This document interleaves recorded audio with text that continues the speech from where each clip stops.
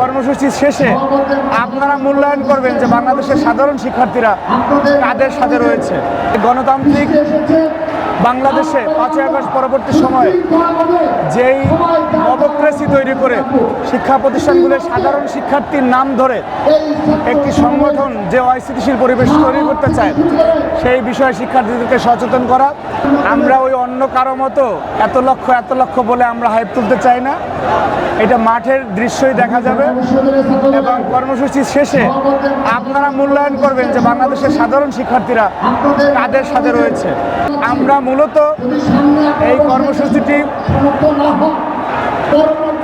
সাধারণ শিক্ষার্থীদের সেই বার্তাটি দিতে চাই যে গণতান্ত্রিক বাংলাদেশে 5ই আগস্ট পরবর্তী সময়ে যেই ডেমোক্রেসি তৈরি করে শিক্ষা প্রতিষ্ঠানগুলোর সাধারণ শিক্ষার্থীর নাম ধরে একটি সংগঠন যে অস্থিতিশীল পরিবেশ তৈরি করতে চায় সেই বিষয়ে শিক্ষার্থীদেরকে সচেতন করা এবং এই গণতান্ত্রিক পরিবেশ বিনষ্ট করার জন্য স্বাধীনতার বিরোধিতাকারী এই ছাত্র সংগঠন যাতে শিক্ষার্থীদেরকে বিভ্রান্ত করতে না পারে।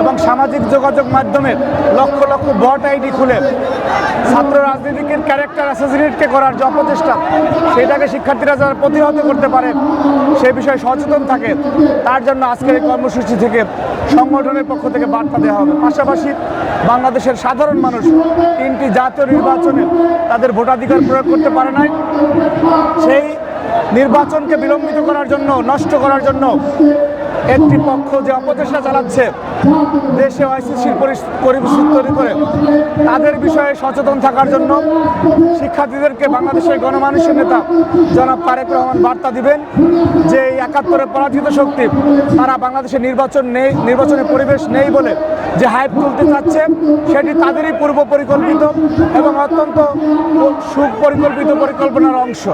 সুতরাং এই বিষয়ে তারেক রহমান শিক্ষার্থীদেরকে বার্তা দিবেন এবং আমরা দিন শেষে বিশ্বাস দেখাতে চাই যে লক্ষ শিক্ষার্থীদের অংশগ্রহণে আজকের এই ছাত্রদলের সমাবেশ স্মরণকালের একটি ঐতিহাসিক সমাবেশে রূপান্তরিত হবে ইনশাআল্লাহ।